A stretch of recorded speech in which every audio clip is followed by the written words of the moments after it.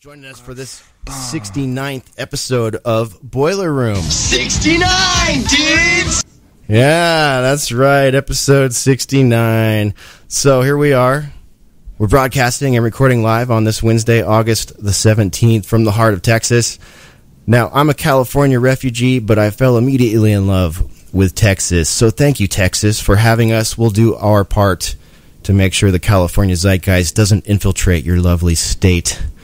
But it's not the California mindset. It's the globalist, Atlanticist, Zionist, commie, authoritarian-loving, statist mindset that we're all railing against. So let's keep that in context and at the foundation of our relationships. All right, hello to all the ACR chat peeps, the lurkers, all the people that email us. Snacky, thanks for the email, bro. Beautiful pics. Type 1 Radio, thanks for the compliment in the chat room. We're not currently putting Boiler Room on YouTube or iTunes or Stitcher, but we're working on it. It's just that I'm spread a little thin doing ACR. I'm currently working on a relaunch of the webpage.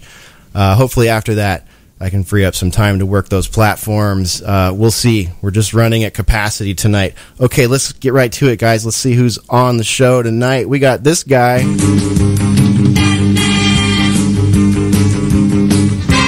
That's Randy J. Luckily, Randy J is able to join us tonight. Randy J, welcome back to Boiler Room. How you doing tonight?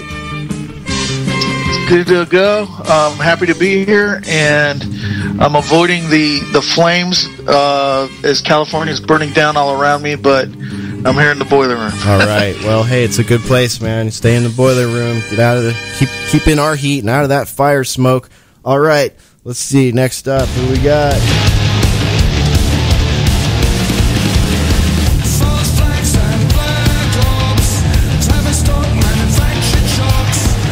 Yeah, a little bit of Killing Joke right there for Mr. Shawn Helton. Shawn Helton, welcome to the Boiler Room. It's been too long since you've been here, and we're really glad to have you back tonight. How you doing?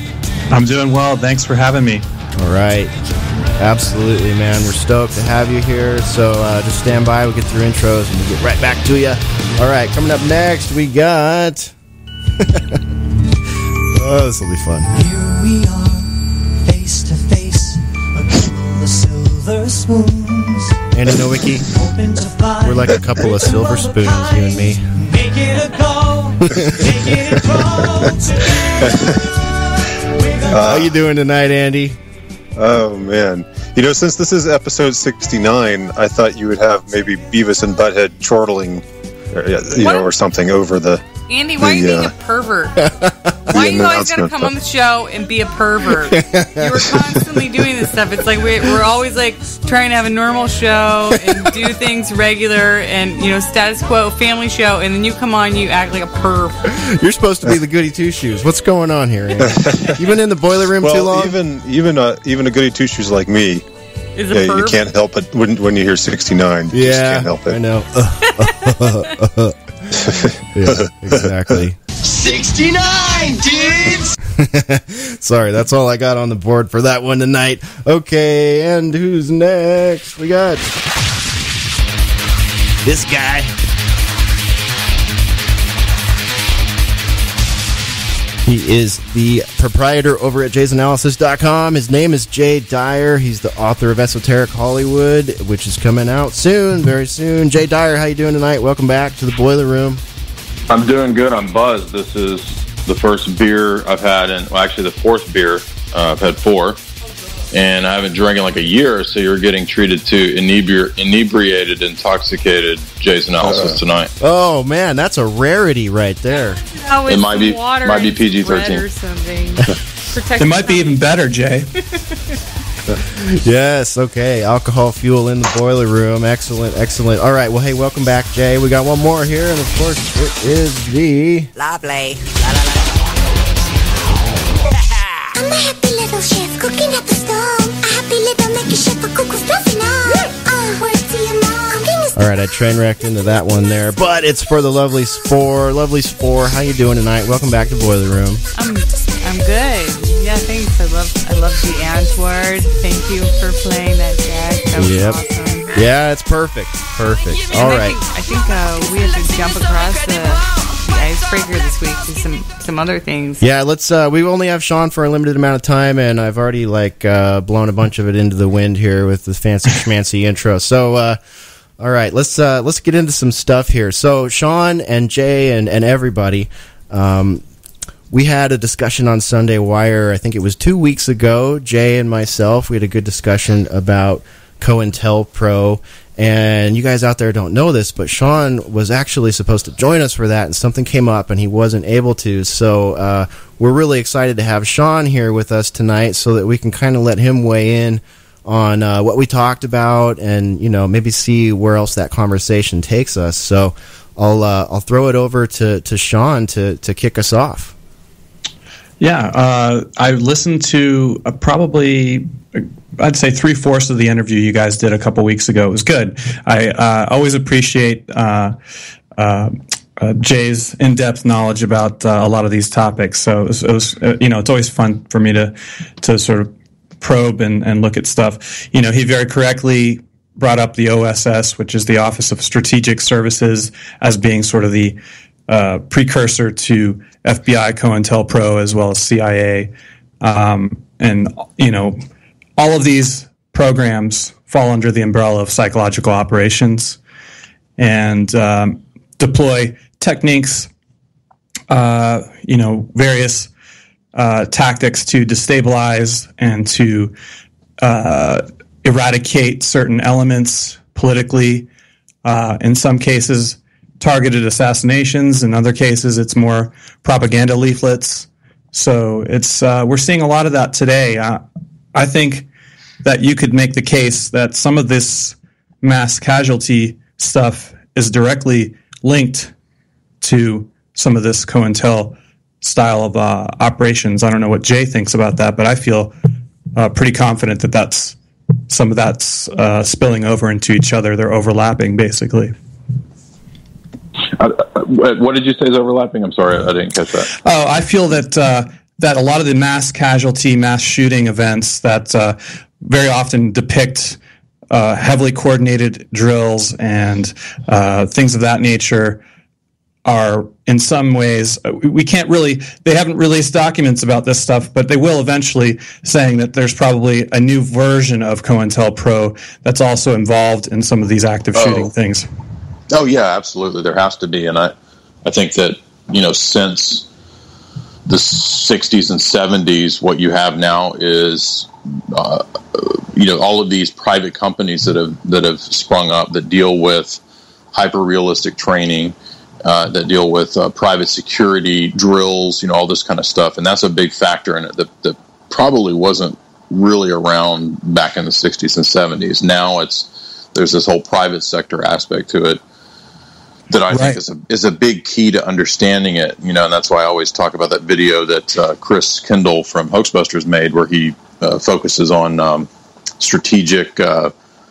I can't think of the name of the company, but there's a strategic operations or something like that. They have an entire Hollywood studio at their disposal for training people and for usage in drills. And of course, as we pointed out many times with Omar Mateen and the Orlando shooting, he was working for G4S for a time, and G4S publicly is contracted with Crisis Cast, the crisis casting acting outfit that chooses you for these drills. Right. Yeah, I did a report on that. That was very interesting.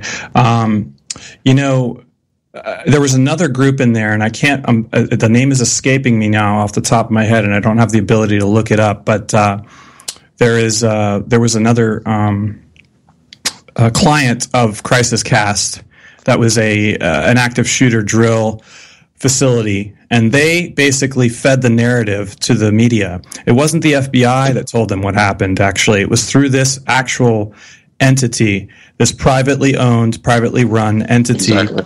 That was with, and you can easily look this up, but they were the ones that actually created the narrative for what happened in the Orlando Pulse nightclub shooting.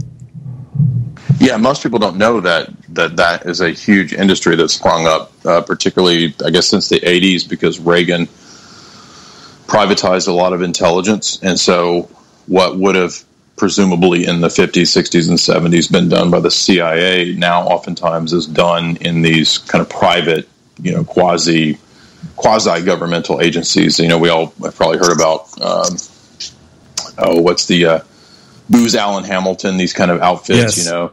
And so there's a similar forms of this. And if I recall, I can't think of, maybe it was either maybe William Colby or one of these former CIA directors actually runs one of these security crisis companies. So the name escapes me because this one came out at the time of Boston bombing, and I believe there was a connection between him and Kraft Services, right, which is another one of these private companies that is in charge of the pyrotechnics and the hyper-realistic training. And it really looks like this is the means by which these operations go down. Yeah, I would look at this kind of mass scale or mass casualty incident stuff as basically a more sophisticated version of or militarized version of Cointelpro, and they're basically militarized portion of what was the old model, and the old model is played out between individual groups and pot stirs and socio-political groups such as Black Lives Matter, Occupy Wall Street. We're seeing that played out, and that's basically a replay of the Black Panthers, of course, and Students for Democratic Society, Weathermen, all that stuff. Yeah, and let's not forget, gentlemen and lady, there is in the modern usage of this kind of stuff, there is this small government entity called Homeland Security, which is somewhat of a new player on the scene. And in 2016 alone, their budget was $50 billion. And the other thing I'd like to point out about Homeland Security is they are the ones that organize what they like to call fusion, which includes all of the local law enforcement, the hospitals, the police, first responders, the ambulances, and all these people that come to these events. That's a good point. They have to sign non-disclosure agreements. So why such a big budget, and why the non-disclosure agreements when it comes to these things is something I'd throw out there for the listeners to think about. Well, we've been documenting at 21 Wire for a long time. I know others have too, but for quite some time over the past 3 years, all the, if you go back to any of our mass shooter, mass casualty event reports, they all have common themes, but many of them, the local government was seeking funds for some type of reason, whether it be through new hospitals or security reasons, and all of a sudden they get dumped a bunch of money right around the time that some major thing happens, either, several months before or right around the same time. And it's just, you see a lot of money exchanging hands. And in the case of the Charleston church shooting, I know there was the DOJ supposedly ordered $29 million to the families there that were affected. And you just have to wonder where they are, how all these things are playing off of each other. They're basically riffing off of each other, or in some ways mimicking each other from different various program to program. And the best way to kind of, in a simplistic way to understand, is that, when the CIA created Operation or Program Phoenix in the Vietnam War, that was used to specifically eradicate North and Vietnamese Viet Cong through different psychological operations, there was a sister program in an American domestic spying project of political dissidents called Operation Chaos. And so there was a sort of a link between the two programs, as well as the FBI's Cointelpro. So there's many overlapping elements to these kinds of programs, as well as things that would be happening with DHS. And I guarantee that they all have their own various code names for all this stuff. And not too long ago, I found out about a program called Operation Lasso, that was allegedly connected to the LA riots in 1992. I'm not sure if Jay knows anything about that or anyone else, but it basically was the similar scenario to Richard Aoki, where he handed a bunch of people guns, and then they went out and started a sort of a militarized approach to their strife. So it was the same thing. The FBI was involved, as well as the LAPD, and they handed some weapons over, and that sort of got things started there in LA. Yeah, I hadn't heard of Operation Lasso. Did you write about that? I feel like maybe I read about it somewhere, but it's been a while. I haven't written about it, but okay. I might. All right, very interesting. So you, Shawn and Jay, you guys are on a roll, and Shawn, I know you got to go at some point. That's all right. In about 20, I can probably go in about 15, 20 minutes. So. Okay, cool. Well, let's talk about. I'm curious about how Cointelpro works in religious sects. You mentioned to me earlier today a connection there, a bit of a black budget connection to the 7/7 bombings. What's going on there? Oh yes, so the famous hate preacher in London from Finsbury Mosque in London. I'm sure Jay's very familiar with this too, is the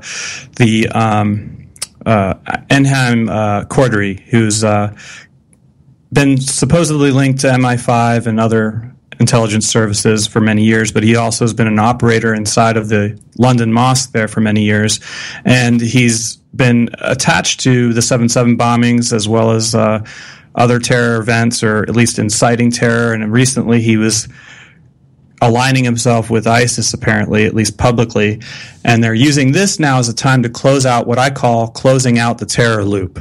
So when an old terror pharmacist, who's someone who is and I mean that in a mind control way, when they exceed their timeline in terms of they're no longer useful because maybe they've been attached to too many events, they will send these people off to a nice country club somewhere, but they're supposedly in prison. So I think that this is maybe the case with Cordery, where he might technically go to prison, but it might be very lax charges in some ways, or at least a relaxed environment for him, and he'll still be operating on some kind of an informant level.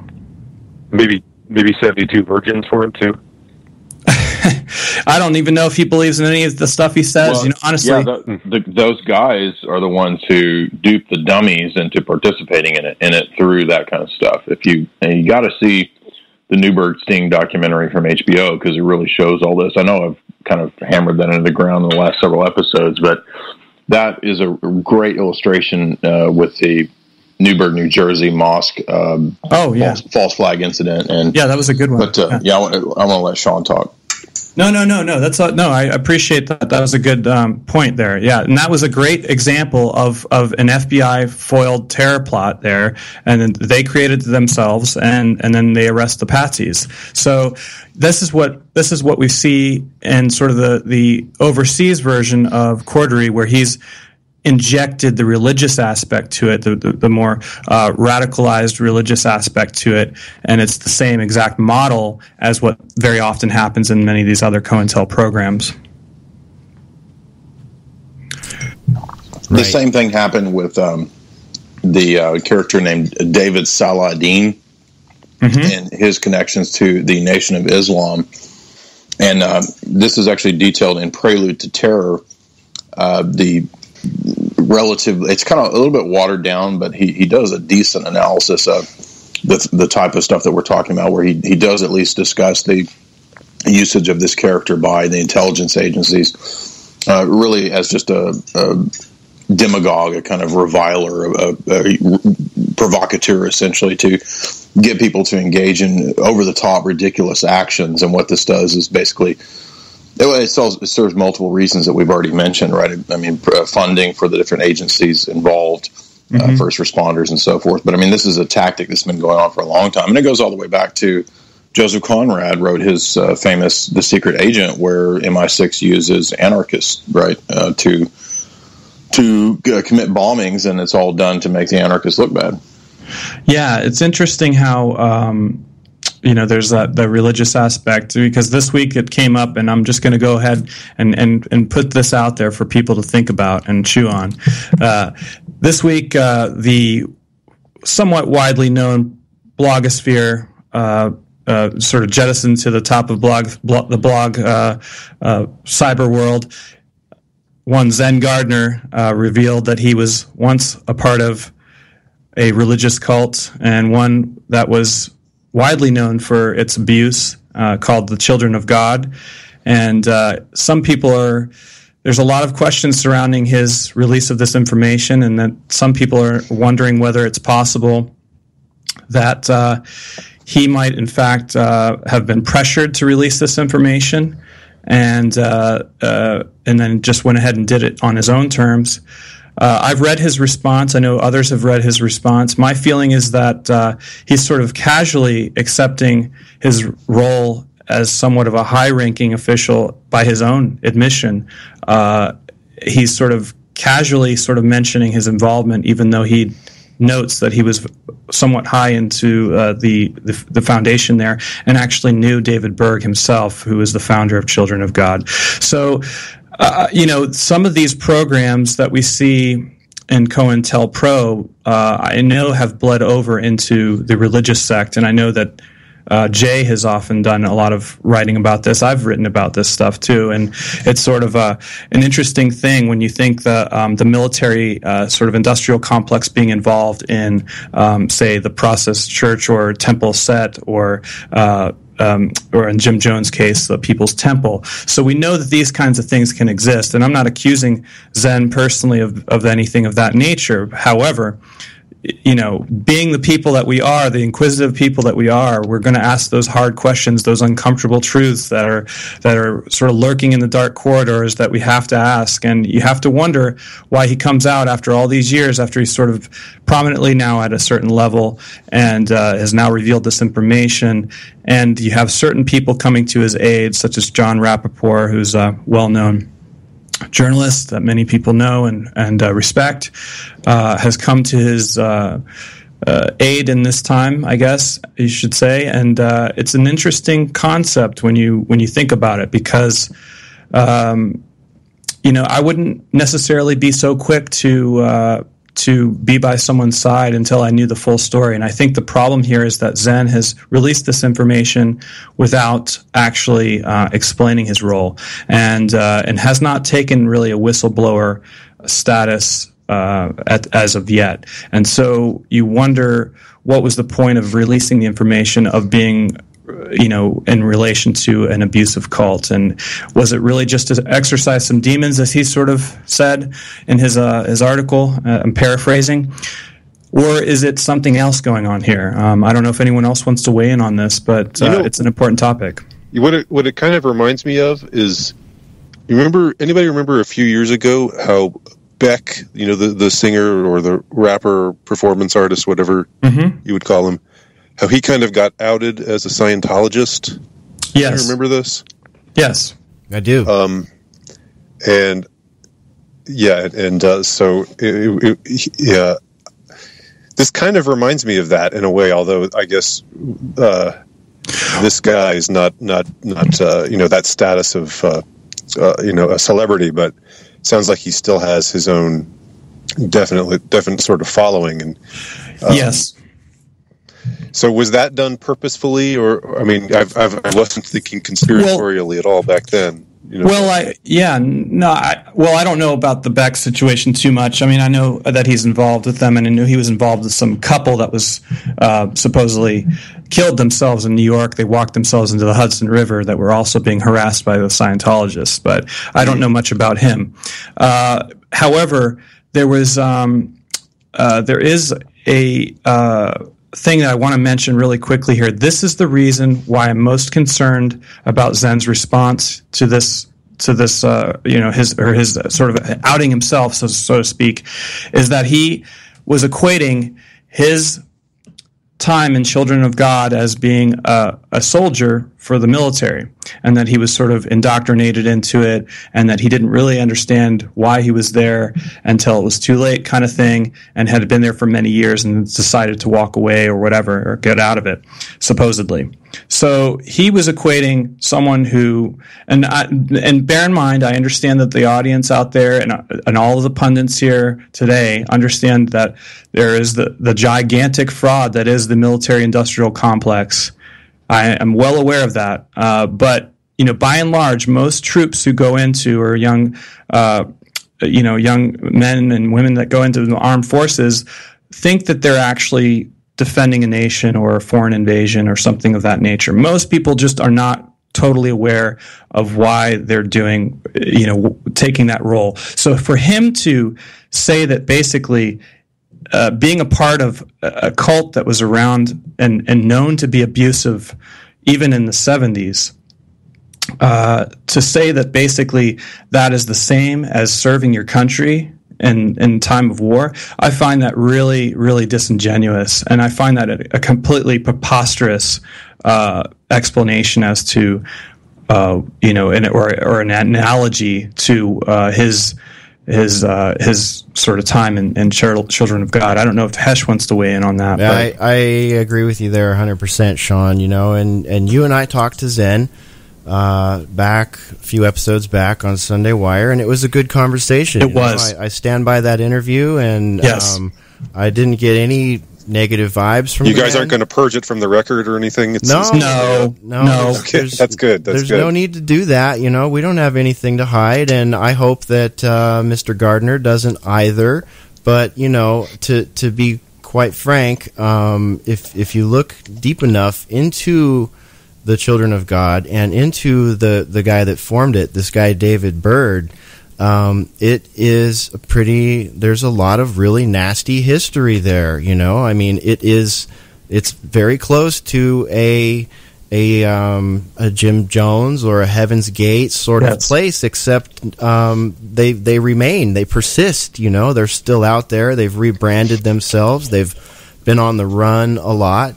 And they were essentially a Christ cult that was formed in Southern California in the 60s, and they used music and free love to bring people into their fold, and it's a very predatory sort of setup. Like Andy mentioned Scientology, and if anyone out there has seen the HBO documentary on Scientology, it's really good. And it really underlines the kind of thing that people deal with when they, try to get out of one of these cults. So, but if you look into the Children of God a little bit deeper, you'll see that, especially in the 80s, I believe, there was some really bad stuff that happened. And there's a documentary that was also put out on HBO some years back by a gentleman who left the cult along with his brothers, and went on a bit of a documentary journey, interviewing people who had escaped this cult or left this cult. And the disturbing thing to me, the most disturbing thing about this cult, aside from all the inherent things of culting, is that there were children that were abused. That they took the free love and it morphed into a place that fostered people with... it was a pedo... mind control, trauma-based mind control cult. That's the nuts and bolts of it. And 100%. It comes out of the evangelical, very bizarre Jesus people movement of the 60s and 70s. And this is a kind of West Coast fringe conversion, supposedly, to Christianity. But what it did was basically spawn a bunch of cults.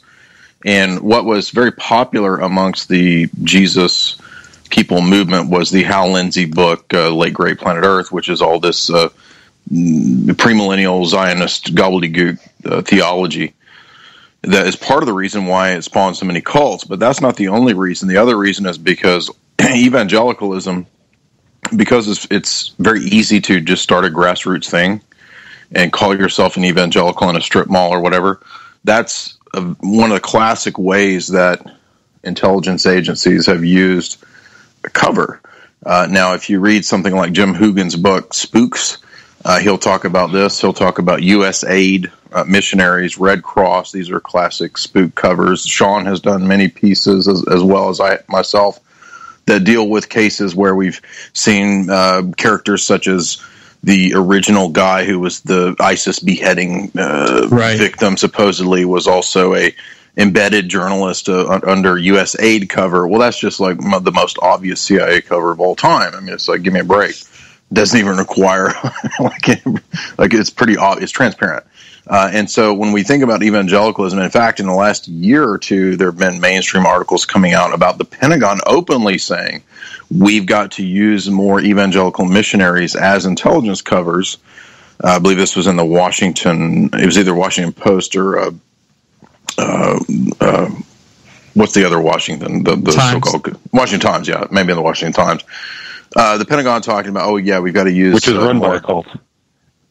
Yeah, right. The another CIA-connected cult, right? The Sun Myung Moon, who I believe bought it from Bush Sr., if I recall, bought the Washington Times, right? So this is classic stuff. And even in more recent example, we can look at the situation that Mark Hacker covered in his article, Attack of the Cults, where in the Ukraine we had Western intelligence agencies and the CIA using very bizarre cults as covers to influence and move opinion or create cover in the NATO movements in the Ukraine. This, of course, This is also why Russia has responded recently with actions against cults mentioned in Mark's article, as well as Scientology. Jay, as you were saying about Russia there, as we deviated from the Children of God thing, I'm which sorry. Is fine. No, which is fine. I meant to mention, yeah. No, that's no. I didn't mean to say that, and that's not how I meant it. No, I'm happy that we deviated. I have had beers, so I'm like rambling. I'm happy that we deviated a little bit there. I just wanted to catch your attention a bit for the Russia example that you just gave up there. That was a great example of a counterintelligence program that is using cults. So if Mark's research, as you say, found that's amazing. So that's a perfect example of how these things can actually dovetail into an intelligence type of apparatus. And also, I might add, this stuff is all going on in the back door of NATO, and of course with the stay behind armies and all that, which are basically models for they were the preeminent model for the mass casualties stuff that we see going on today domestically in the U.S. So you can make a correlation between the stay behind armies and over in NATO and European nations as being directly correlated and connected to many of the operational active shooting drills today that are going on today here in America. It's all about strategic planning and the control of thought, and that's what cults do. That's what religious organizations do, is give people, their worldview. And so if I might read a little bit of what Mark translated in this article. Sure. There's a question about the usage of cults in the Ukraine, and the Russian guy says, well, if we're speaking about the quantitative advantage of some cults in the Ukraine, then there are without a doubt two: the Pentecostal and Charismatic movement and the Jehovah's Witnesses. Concerning Scientology, one of Ukraine's political leaders, Yatsenyuk, at least his family, belongs to Scientology. Another well-known figure, Alexander Turchinov, is a representative of the charismatic movement. And so this article goes on to talk about these different weirdo charismatic pastors, one of whom is named Sunday Adelaja, a famous Nigerian who arrived in the Ukraine to create a giant cult called the Embassy of God. And what does it do? Well, of course, it wants to promote all the NATO agenda. So, I mean, I should mention, too, as Mark's interview that he did on this topic points out, that's very good, is that they have multiple purposes. They're not just intelligence covers. These things are also Ponzi schemes and money laundering operations. And a lot of the big mega churches, for example, in the U.S., that's why they keep getting caught, like Jim Baker and these different scoundrels, is because they're phonies who are engaged in money laundering. I think there were documents that came out about Paul Crouch from TBN. I don't know how accurate they are, but of his supposed mob connections. Now, none of that would surprise me, because that's what these operations are. Everybody knows about Jimmy Swaggart, right?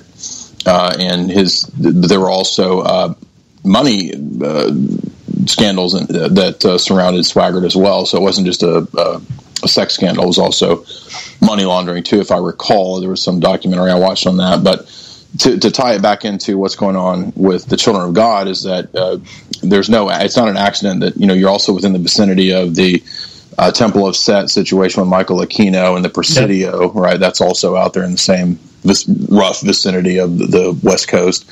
And what you've got is a fringe religious organization that is all about pedophilia, and most famously, in terms of, I guess, conspiracy connections, is the case of River Phoenix, because a lot of people theorize that when River Phoenix outed a lot of this is when he gave this interview to, I believe, Vanity Fair, off the top of my head, and he said that this is what the cult was actually involved in. And he also said River Phoenix ended up dead after hanging out at Johnny Depp's Viper Room. Sorry to interrupt you, Jay, but I just want to throw in there. He also said that he lost his virginity at age 4 and then later retracted that. Right. Right. So, it's interesting you make that connection with the, not to get away from the River Phoenix thing, but the connection there between the cults, the religious aspect, and of course the military aspect. So all of them are all linked. There are multiple cases where we can find this, and in the case of when we first started talking about the radical cleric and Jim Cordery, we can go back to just a couple months ago with the Brexit situation, and he was suggesting to media that they should remain and it should all be remain. So he was playing his theatrical part in the media, pushing for the status quo. But yet he's supposed to be this really radical person. So it's sort of like, well, interesting. So he's pushing for the status quo, and he's pushing for sort of this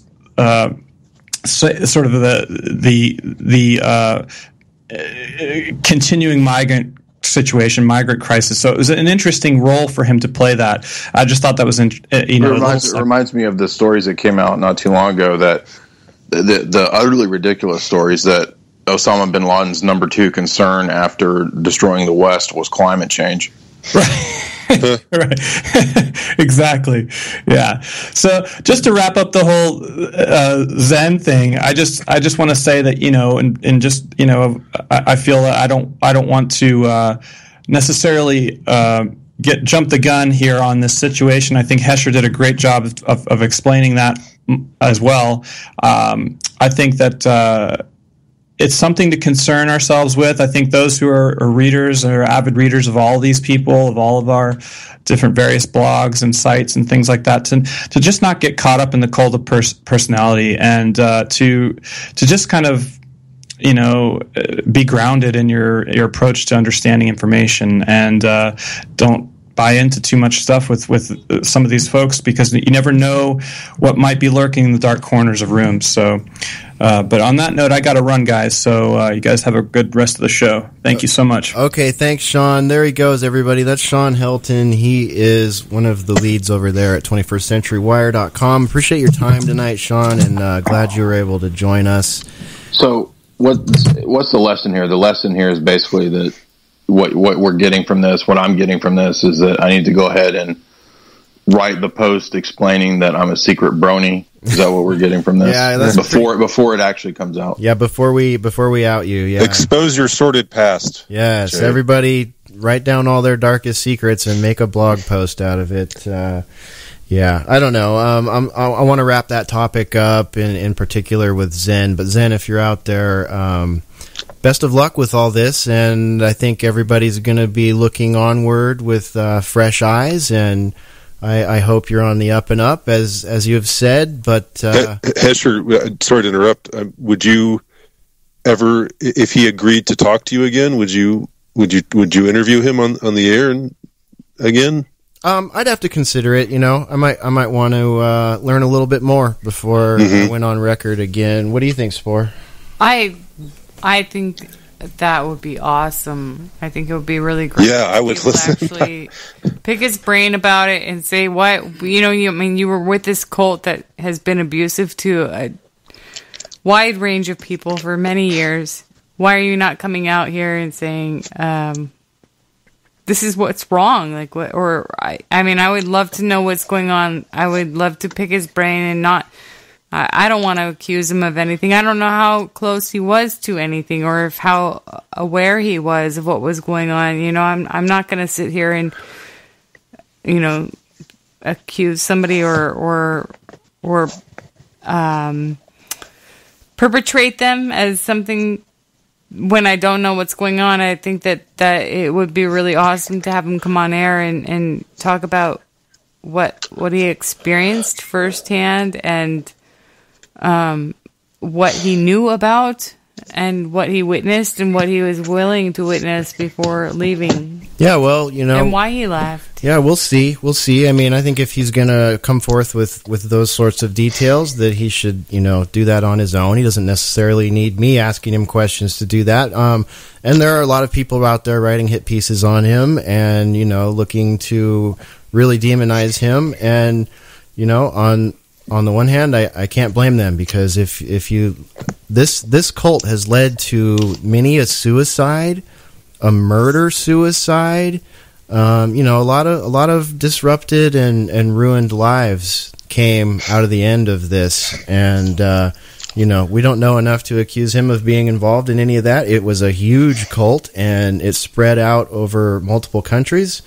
So you know, who knows? Really hard to imagine that without having experienced it, you know, and it's really hard for young people in this time period, and you know, all the way back to the 60s, even further back. It's very hard for young people that understand that something is wrong. You know, they know that something's wrong in the world. They don't quite know what it is, and it's very hard to know how to rebel against that. And that is the natural tendency of young people. And it sounds to me like David Byrd scooped up a lot of those disenfranchised people and really took a predatory angle on how he shaped them into his acolytes, if you will. So I don't know. It's Byrd, because he said he was Moses. Byrd. Yes, you're right. You're right. Sorry. No, it's okay. I was just going to say that for those that are interested, last year I did a really neat 5-part series with James Kelly on cults, and some of the episodes touch on the relationship between intelligence agencies and cults. And we did Heaven's Gate, Nation of Islam, Scientology. I've already forgotten which ones we did. I recall that series. But yeah, it's a really good. And he did a lot of research. He was actually going to write a book on cults, and then I guess he shelved that project for the time being. But that 5 episode series that we did is really good. If anybody wants to check out, you know, more in-depth analysis of specific cults. We didn't do Children of God, but we did kind of, you know, we did Jim Jones People's Temple, and then one more. I don't remember what the last one was. Right. Yeah, it's a great series. We'll that was probably the grossest cult of all. But maybe the Children of God are close. But to me, the People's Temple is just like the Jim Jones stuff is just you know. Wasn't the Children of God, that's the same group as, in quotations, the Family, right? Yes, they rebranded themselves the Family. Wasn't that group sort of contemporaries of the people and entourage that were sort of behind the scenes in Laurel Canyon? I mean, were they contemporaries of actually, some of those people and Vito Kalukas and all them? Some of those people are in the same circles, and in fact, some of those people wouldn't necessarily go into Children of God, but they would go. There's a guy who converted to Christian Catholicism, John Michael Talbot, if I recall, maybe was in those Jesus people. So I may be wrong about that, but he's a musician. And then there was, if I recall, Seraphim Rose, the famous Orthodox theologian, was kind of floating around in Jesus people circles for some period of time, maybe. Oh, really? I'm not 100% positive of that, but it seems like I read that somewhere. But I do know that obviously the whole, you know, Phoenix family was involved in it, Joaquin and River and all them. And then you've also got Rose McGowan, who's talked about it quite a bit. And then it does, you're absolutely right, Randy, it does tie into the Mamas and the Papas, because Michelle Phillips was reported to be involved in these same circles of the Children of God people as well. And and so you're absolutely right, Randy. And it just points to, at least circumstantially, just, you know, a lot of people in the same area at the same place at the same time with at least loose ties to intelligence, you know, the military industrial complex. Dude, get this. I caught one clip today. I've been scanning through some of the footage out there with regards to the COG, and this was more of a one of their own puff pieces, I think it was from 1971. And they were going through the streets and, you know, doing their evangelical thing, and dragging a giant cross behind them, and this and that, and trying to grab up some more hippies for their cult. And they ran across this one girl, and she actually said when they asked her if she'd heard of them, she said, "Yeah, but I'm more of a Manson family girl," and she was like, "Yeah, they're more into witchcraft and things like that, things more powerful." It was crazy, then that when you asked that question, Randy, it brought me back to that scene. I don't have it at hand, or I would play the clip. But yeah, right there in that contemporary with the Manson family, with Helter Skelter, all the weird stuff going on with the Beatles. All the stuff Dave McGowan talks about, which we've talked about many times. Maharishi. On the show. Yep. So I don't know. Did he run in that same crowd too? I just know the Beatles were enamored of him for a little while. I don't felt know. betrayed by him. I don't know. I'm did not something. sure. I don't know. Randy and I have been talking about doing a side show on musicians, so we'll cover that when we do that show, huh, Randy? Yeah. There's another. It may not be John Michael Talbot. There's another guy who the name escapes me. He's like a pretty well known. I think he was gay or something, and then he converted to evangelicalism, and then he kind of became a famous songwriter. And I think he's out of these same Bob circles. Dylan? No, I'm kidding. He did become an evangelical for a little while though. Can't be Bob Denver or John Denver. Nah. Rocky Mountain High. Yeah, good old John Denver. All right, well, okay. So, and Hesher, the reason, just if we're circling back, the reason I asked if you would be willing to talk to him again is just because I know it was awkward to have talked to him just fairly recent. Was it last month or a couple months ago? Or it was approximately 5 weeks ago. Let's see, it was episode 137 of Sunday Wire, if anyone wants to check it out. And yeah, that one, and I think we just did 148 this last Sunday. So it was, it was a couple months back. But yeah, I thought it was a pretty good interview, and had no idea about any of this. I had no idea that this, big hubbub was inbound right after that. So, and I've dealt with, I'll be frank with you listeners, there's a lot of wackadoos out here in the sphere that we operate in. There's a lot of them, and many of them are, and I'm not pointing at any particular person right now. I'm just going to say I have a lot of experience in this, and there are a lot of people that are verifiably sociopaths out here running in these circles for various reasons, and these sociopaths, they need to be smarter than your average bear to pull it off, but eventually they seem to always show their hand.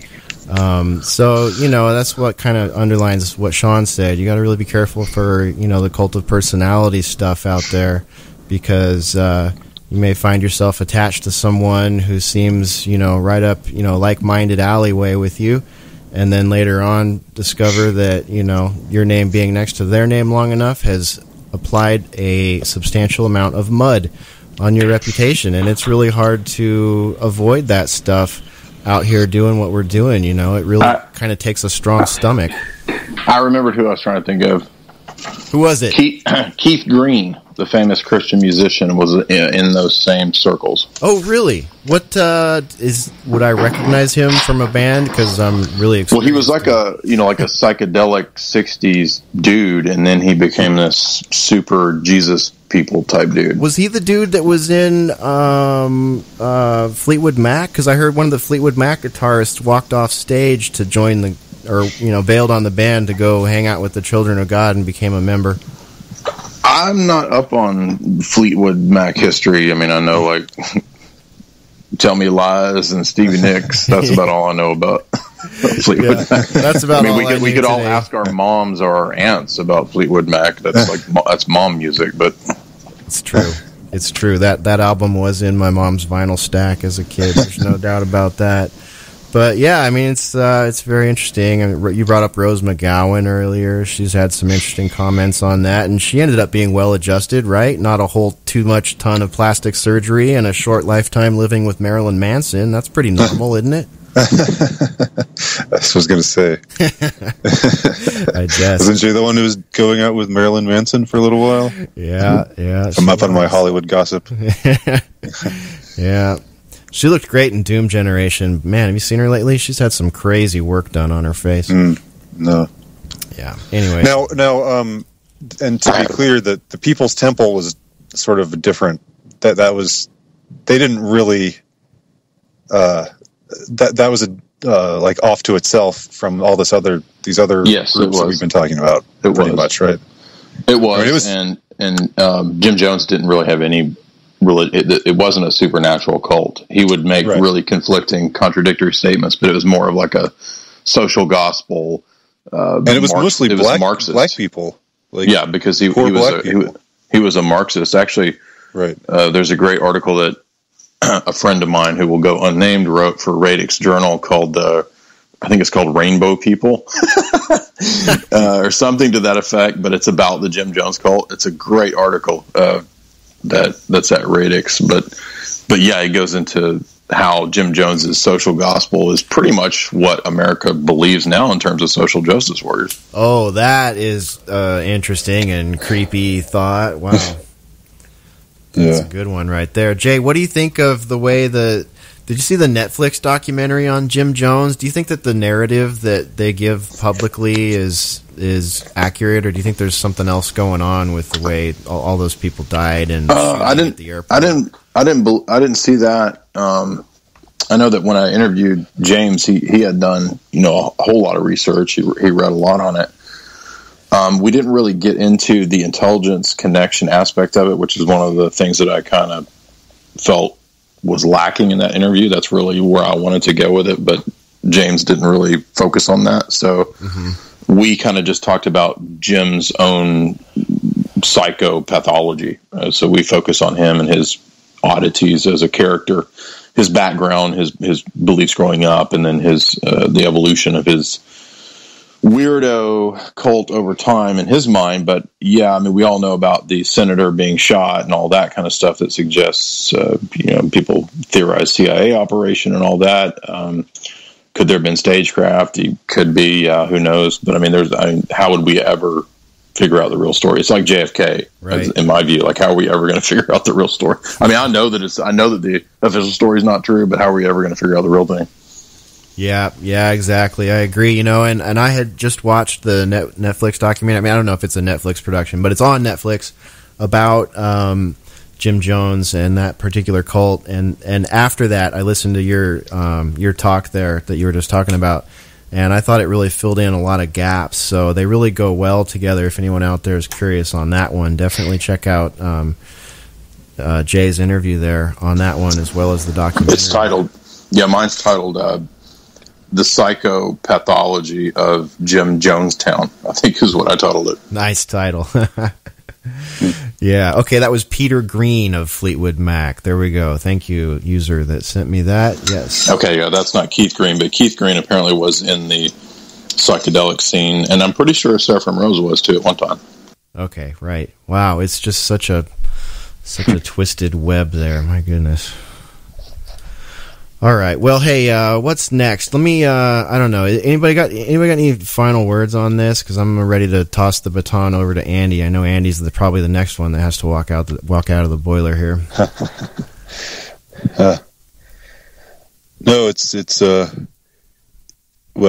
interesting. I'm definitely going to go back and listen to the interview. I bet a lot of other people will as well. I wasn't aware of. Oh, I remembered one.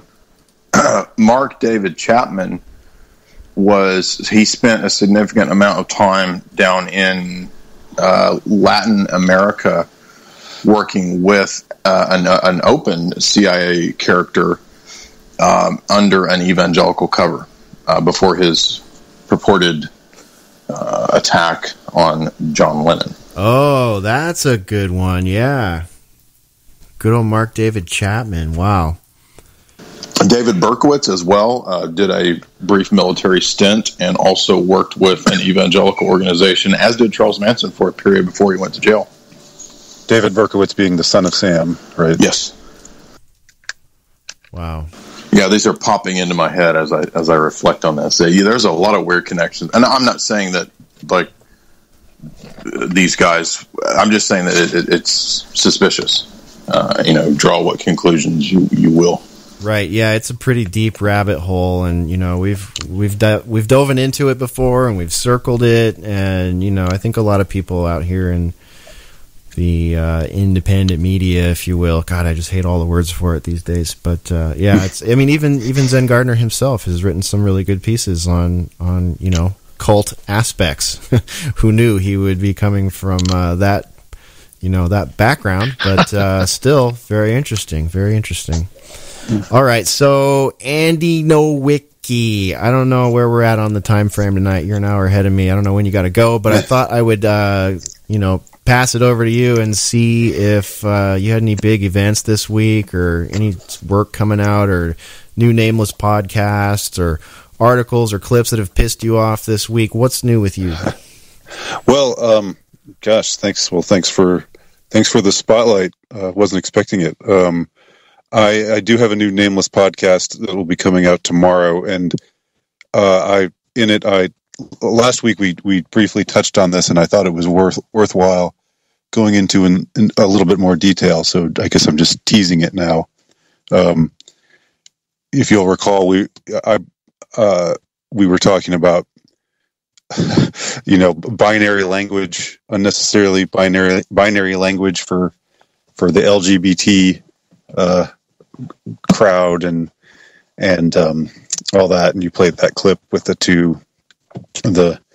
couple that were something. I don't even know what they were. They were non-binary or something. Yeah, the non-binary couple. I don't know. Non-cis. God, I don't even know. I don't like it. Andy. I'm sorry to interrupt. You actually you were on point. I was asking a friend of mine. Bob Dylan actually toured with Keith Green for a while, so you were correct. Oh, wow. I didn't even know. I was just kidding. Sorry to rewind, but hey, how about that? Oh, okay, that is interesting. So, I brought up the idea that this whole transgenderism thing is really kind of throwing it's mucking up the works. If you value ideological consistency among the cult Marx crowd, and it really is has kind of gone out the window, because it was for years. I remember it being the orthodoxy that male and female don't really exist. We're not every time we behave in a way that's a man does something that's masculine or a woman does something that's feminine, it's just a result of being conditioned to be that way, and that's sort of the way that we were expected to think of sex. That's why sex became gender, because sex suggests that it's something exclusive to us, whereas gender is, I don't know, something more malleable, I guess. I don't know exactly how that works, but anyway. And now this transgenderism thing, this is the new big thing. Because they took homosexuality as far as they could. I mean, they made gay marriage legal everywhere and so forth, and made it so that any kind of social disapproval of homosexuality is if you express it, you are ruined pretty much for life.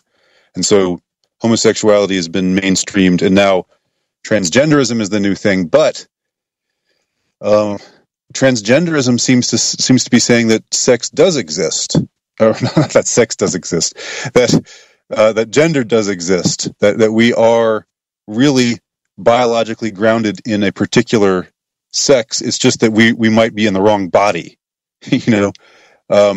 So somebody who feels that he's a man in a woman's body, or a woman in a man's body, really should feel free to transition to who he or she or it really is, and that totally goes against the notion that gender is just this fluid thing, which was the orthodoxy before that.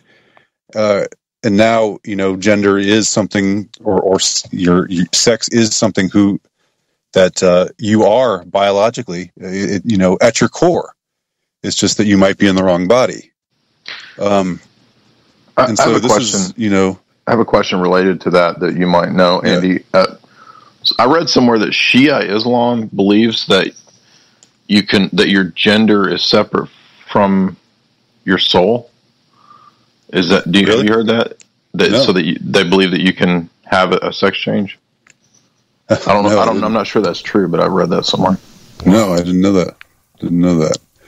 So anyway, I thought this kind of came up briefly, and I just decided I wanted to go into it in a little more detail.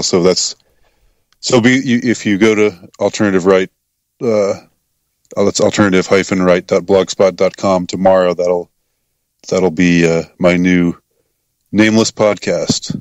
Excellent. And I'm only mentioning this because I didn't want to hog the show. I didn't even think I was going to be talking about this, but since you so kindly cast the spotlight on me, Hesher, I thank you for giving me a chance to tease it. Yeah, of course, man. Looking forward to it. We'll put it on the show page tomorrow. I'll get the show page out within 12 hours or so from show close. We don't have one up before the show today, but drop me the link for that when it's up, and I will include it on tonight's show page for sure, Andy. Okay, very good, excellent. Yeah, and that's going to be a really interesting talk because you're right. There's just so much contradiction going on in this agenda, and it seems kind of obvious to me that it. Cognitive dissonance. Yeah, it's exactly. It's social engineering based to create cognitive dissonance and create fractures within groups, and that includes the LGBT group, definitely, because now they're at each other's throats about, who belongs where, and all this. It's turned into and Ellen chaos. Ellen is getting reamed now, right? Oh, really? Has anybody heard about this? I don't follow her. I think I did hear that one. Okay. Is this where she's Usain Bolt's carrying her or something like that? She made some joke. I don't even know. I mean, that's it. Yeah, my buddy just told me about it. That's it. She posted a picture of Usain Bolt carrying her somewhere, and they said, "Oh, it's racist. It's the white person being carried by the slave." Really? That's yes. Can you believe that? Oh, gosh! Wow. Wow, social justice is such a plague. We do not need this. What an utter plague. They eat themselves, don't they? I mean, yeah. They turn on each other. They're a Ouroboros that eats their own butthole out. And I mean that literally, too, because they're degenerate sickos. Yep, there you have it. Oh, gosh. All right. Well, hey, Andy, also give out the name of a couple of your books so people can go check those out as well. Okay. Oh, thanks again. The most recent one, of course, which I talked about on Jay's show once. He was kind enough to let me come on and talk about it for an hour and a half or so, is Conspiracy, Compliance, Control, and Defiance. And you can find it on Amazon. You can get it in paperback form, or if you prefer, on Kindle. And I don't know, Confessions of a Would-Be Wanker is my sort of autobiography. I've got a few more. You can just type my name into the search engine and see what comes up and see what strikes your fancy. But I think the one that's most pertinent to the kind of subject matter that is covered on the Boiler Room is that one, Conspiracy, Compliance, Control, and Defiance. I love how you can say that without it being a tongue twister every time. That's good. That's really good. Yeah, okay, so everybody go check that out. You can find him at Amazon. You can always get the spelling on his name over at alt-right-blogspot, right? Also on the Boiler Room posts, But if you're out there just eager to type it in, it's Nowicki, right? Correct. Okay, so there you go, everybody. And I know you're kind of tired of politics, Andy, but did anything stick out to you this week? Anything strike your fancy or make you mad, or are you over it and not even looking at it? Well, I just I do wonder sometimes to what extent, and I guess you were bringing up the meta stuff a moment ago, like, I do sometimes wonder if it's just our engineers are just trying to make us all, incensed and hateful of each other, and just playing on us. I don't, and that's kind of why I don't pay attention. Why I haven't been paying attention lately, because I guess the whole presidential beauty contest thing, which is funny to call it a beauty contest considering the two contestants, but yeah, it just brings out so much strife and bad blood, and you just almost like you get. I understand the fascination with it. I do, and I can see why people would find political punditry interesting, but at the same time, it seems like there's something about it that's just very designed to bring out the worst in us. And I already think that Hillary Clinton is completely evil and so forth, and I don't need to hear that anymore necessarily, or hear instances of how or why she is that way. But I'm not going to. I don't want to become the kind of person who just thinks everybody who disagrees with me is a degenerate who deserves to die. And I don't want to become that kind of person who just gets. It's almost like gets conditioned to this kind of hate. There's something really nefarious about it. I don't know. That's I guess why you were making reference to me not liking politics or saying something negative about politics. That's sort of what it's about, what it boils down to for me. Maybe that makes sense to y'all on some level. I don't know. Well, it makes perfect sense to me, man. And I know we talk about politics a lot on Boiler Room. Yeah, which is fine. I mean, I'm not saying we should. I know, and I didn't mean to be critical of that. No, I know you're not being critical, but I am. Will be the first one to say, yeah, we talk about that a lot.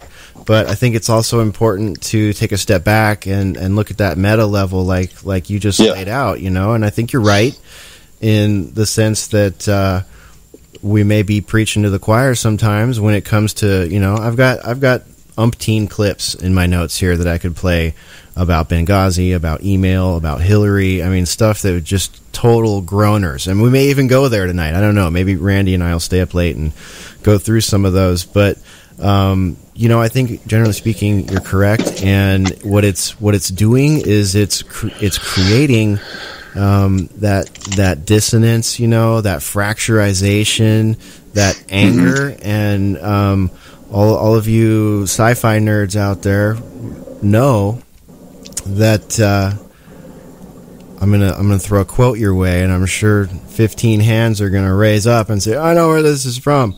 But this is, the type of zeitgeist that needs to be fostered in order to get people to shape a populace into not only accepting but embracing totalitarian, authoritarian banker rule. And here's my quote. "I must not fear. Fear is the mind killer. Fear is the little death that brings total obliteration. I will face my fear. I will permit it to pass over me and through me. And when it has gone past, I will turn the inner eye to see its path. Where the fear has gone, there will be nothing. Only I will remain." Who's going to take it? Who's first? Me. All right, go. It is by will alone I set my mind in motion. It is by the juice of Sefu that the lips of the thoughts acquire speed, lips acquire stains, the stains become a warning. It is by will alone I set my mind in motion. Yeah. I fucked it up, but I almost did it.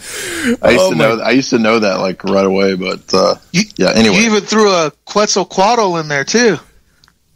Quetzalcoatl. You said it so fast that there was a Quetzalcoatl in there. Oh my God. I'm kidding, man. That was great. Cool. That was great. You said everyone should read my Dune Analysis, by the way. Oh, yeah. It's a popular piece. So it's a popular piece for a reason, because it's a great book and it's a great analysis. Yeah. Thanks, dude. I'll put that in the show notes tonight as well. I remember that came out like last summer, didn't it? I read it like 3 times. I posted a bunch. I think I wrote it. Yeah, I wrote it a couple summers ago. But I love the glorious disaster of David Lynch's Dune. Yeah, me too. And the book too. It's one of my favorite books. It's great. Absolutely, yeah. You know, a lot of people are Lord of the Rings people. I'm a Dune guy myself. It's very anti-feminist. Yeah, no kidding, huh? Woo. All right, Jazz Demon 1 in the chat room. He was the first one to grab onto that one, I think. Oh, wait, yep, Jazz Demon. Good job, dude. Good to see you, by the way. All right, yeah. So, okay, Andy, thanks for that. I don't know how much longer we got you tonight. Are you able to hang out much longer? Yeah, I should probably be scampering along. All right, okay. Well, hey, thanks for joining us tonight. Much appreciated. I'm going to pass it over to Jay Dyer next. There he goes, everybody. That's Andy Nowicki. You got all the details. So Jay, what's going on with you this week, man? You got any big ones? I'm going to do it right. It's by will alone I set my mind in motion. It's by the juice of Sefu that the thoughts acquire speed, the lips acquire stains, the stains become a warning. It's by will alone I set my mind in motion. There you go. Yes.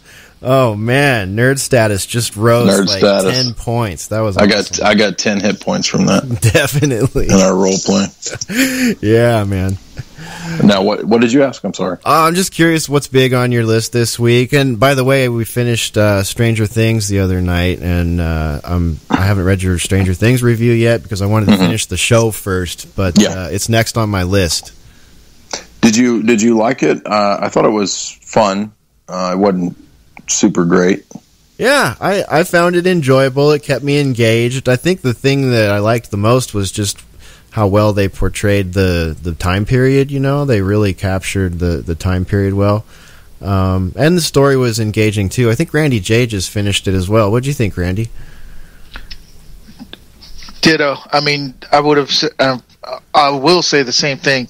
The thing that did catch my eye the most was it felt from title all the way to credits visually like they filmed it then and boxed it up and then released it now in the 2000s.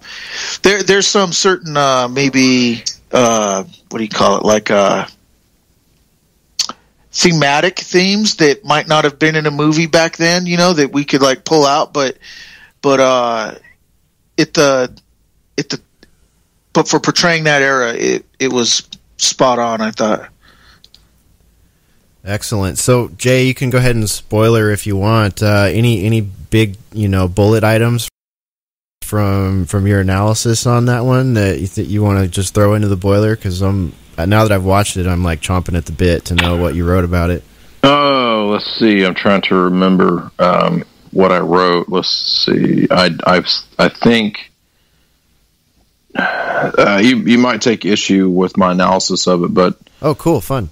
My overall thesis is real. Well, there was a neat article that somebody sent me dealing with the fact that D&D has actually had a resurgence in Hollywood. A lot of Hollywood A-listers will actually play D&D because it's kind of good practice for acting or improv or whatever. Oh, that's interesting. The Rock plays D&D.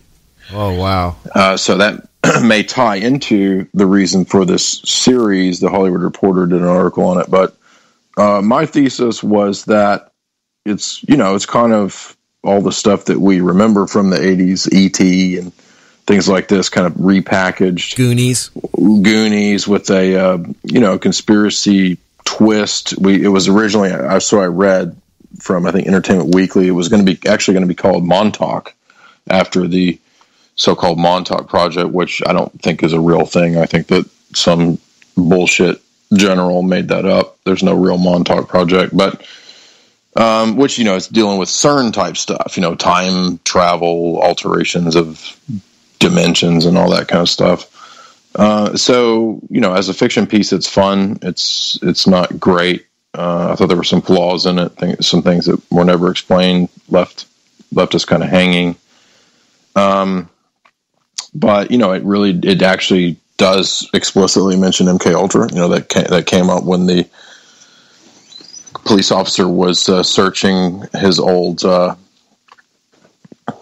do you call those things in the libraries where you're microfiche? Microfiche. Yeah, I can't think tonight, but you got explicit mention of MK Ultra. You've got the idea of the spiritual realm kind of being a mirror to our realm, which is a feature of esoteric traditions or different religious traditions.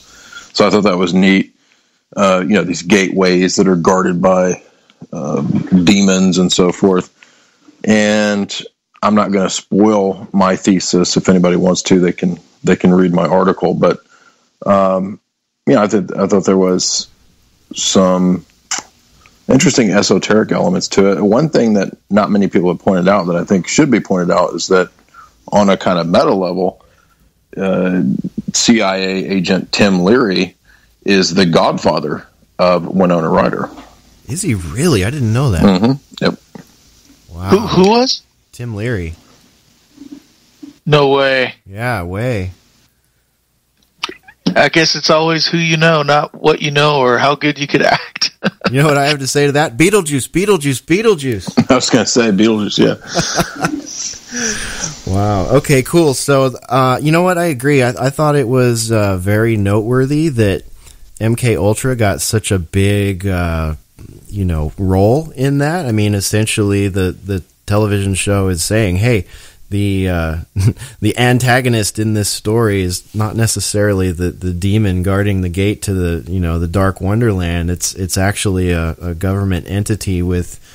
What was that? Matthew Broderick? No, not Broderick. What was that guy? Matthew Modine. Modine, yeah, it was Modine playing the Agent Smith style Man in Black, Matrix Guardian guy. So, all right, cool. We'll be sure and put that the link to that in tonight's show page as well. That movie had me going for a while too. Stranger Things, because probably about 3/4 of the way through all of the episodes, I started thinking that she was the monster, and I don't know if they were trying to, sucker people into that, or maybe that could still be the case later. Actually, that is kind of what it says. It actually says she says he's me or something to that effect. Okay, because I don't know if you caught this too, Jay, but the Frankenstein reference where she's staring into the water and sees a reflection, sort of like the old black and white Frankenstein, where he doesn't realize he's a monster until he's staring at his reflection in the water. Yeah, I thought maybe that was one of those. There's some connection. Yeah, there's some connection between her and the Demogorgon, because she seems to kind of develop her powers from the contact with him. Well, I mean, I realize she has some kind of sixth sensibility. I mean, they're using her because she's like a LSD baby or whatever. But I mean, she does say something to that effect, like he's me or I'm him or something like that. Yeah. Right, and when one disappears, both disappears. Sorry about that. That would be my one spoiler for those that haven't finished the series yet. But yeah, there's another connection there that seems to be, somewhat visual in the aesthetic. I really liked the way they did the negative land. It had like this really creepy blue, ashen sort of vibe to it. I thought they did a really good cinematographic job with that. It reminded me of Silent Hill, if you remember that, if you've played the game or if you remember the movie. When she goes into the negative land, it's like ashes falling and it's real kind of hazy. Yeah, right. Yeah, that was really well done. I also saw, I'll drop this in the chat if I can find it, and I'll stick it on the show page.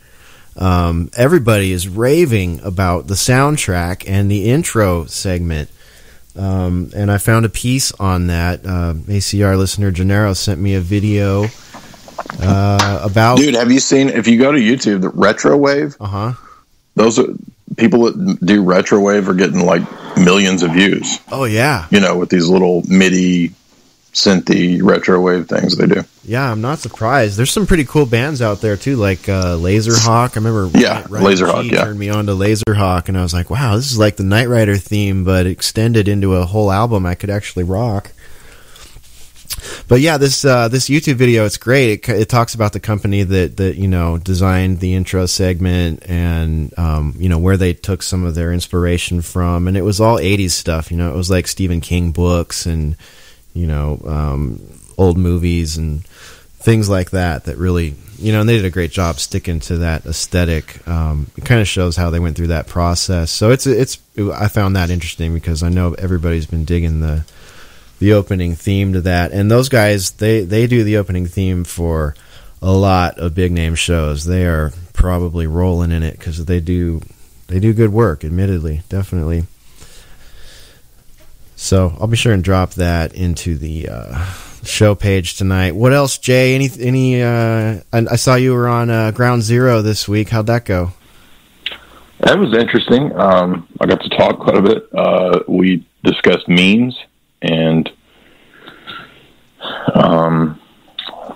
what is the mind control aspect of how memes are used, or I guess just really propaganda and advertising is really just what memes are. But we had an interesting talk about that and trends and how that ties into the whole idea of the internet and linking everybody globally and breaking down borders and the global brain and all that kind of stuff.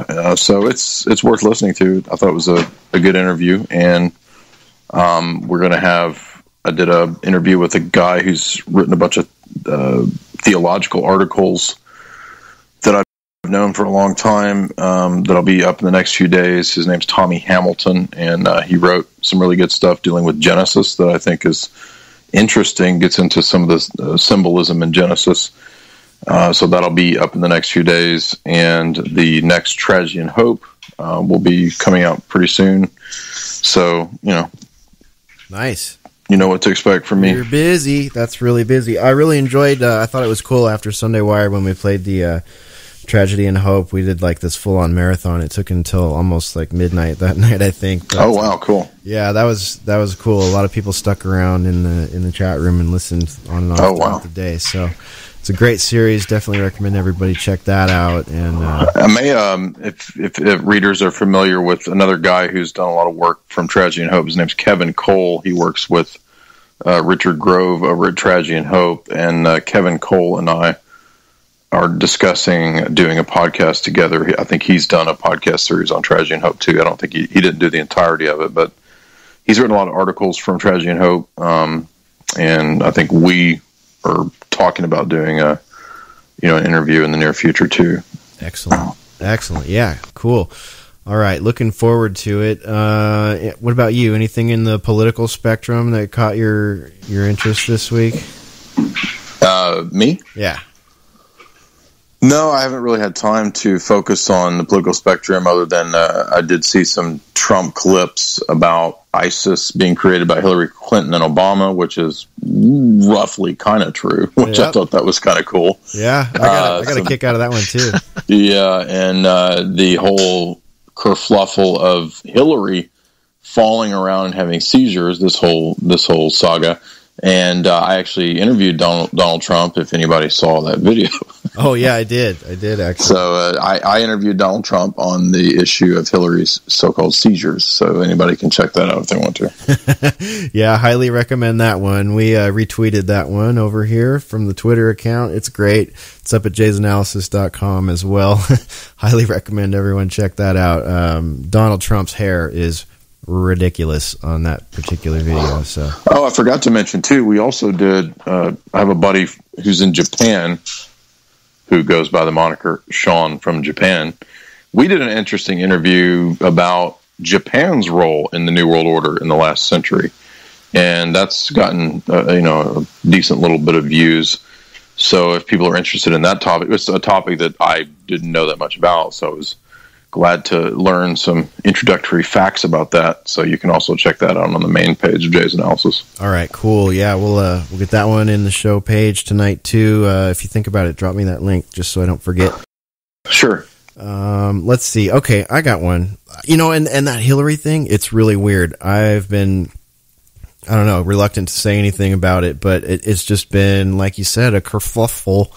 And I don't know, it's just, we see these, oh man, I saw a video today, so I think somebody linked it on Twitter, and it was like her and Biden touring some house, doing some crappy PR piece where they're touring some place, and she has to lean on everything just to stand up, and people are making a big deal out of that. And I saw another one that said she had a hole in her tongue, but it looked photoshopped to me. And I saw another release saying it was like an alleged doctor leak or something like that, saying she had seizures and dementia and all this other stuff, but who knows? I don't know. It's that stuff.